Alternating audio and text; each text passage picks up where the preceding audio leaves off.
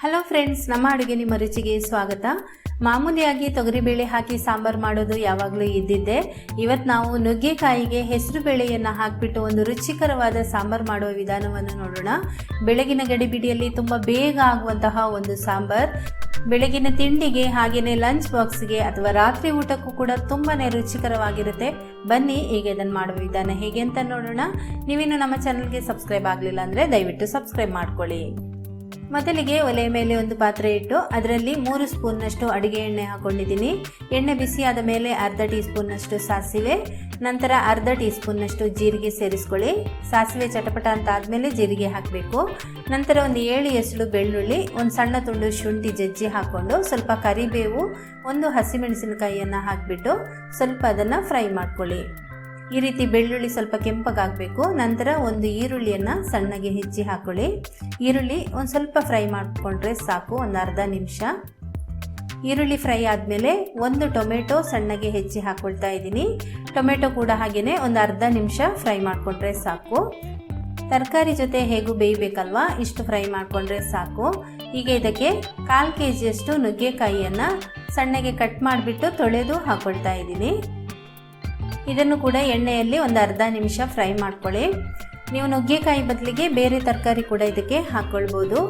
ಆಲೂಗಡ್ಡೆ, ಬದನೆಕಾಯಿ ಈ ರೀತಿ ತರಕಾರಿಗಳನ್ನು ಕೂಡ ಸೇರಿಸ್ಕೊಳ್ಬೋದು. ನಂತರ ಸಣ್ಣ ನೆಲ್ಲಿಕಾಯಿ ಗಾತ್ರದ ಹುಣಸೆ ಹಣ್ಣನ್ನು ನೀರಿನಲ್ಲಿ ನೆನೆ ಹಾಕಿ ಅದರ ನೀರನ್ನು ಹಾಕ್ತಾ ಇದ್ದೀನಿ.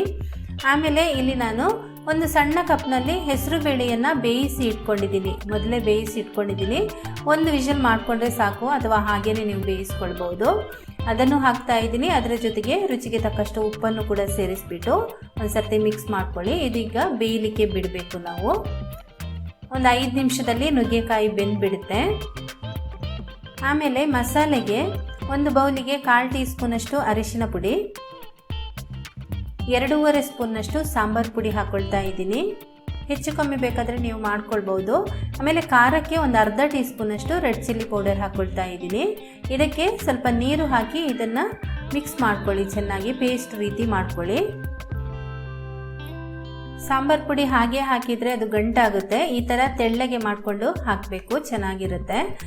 ಈಗ ತರಕಾರಿ ಕೂಡ ಬೆಂದಿದೆ. ನುಗ್ಗೆಕಾಯಿ ಹೆಸರು ಬೇಳೆಯನ್ನು ನೀವು ಬೇಯಲಿಕ್ಕಿಟ್ಟು ಇನ್ನೊಂದು ಪಾತ್ರೆಯಲ್ಲಿ ಈ ರೀತಿ ನುಗ್ಗೆಕಾಯಿ ಬೇಯಿಸ್ಕೊಂಡಾಗ ಕೇವಲ 10 ನಿಮಿಷದಲ್ಲಿ ಈ ಸಾಂಬಾರನ್ನು ನೀವು ಮಾಡ್ಕೊಳ್ಬೋದು.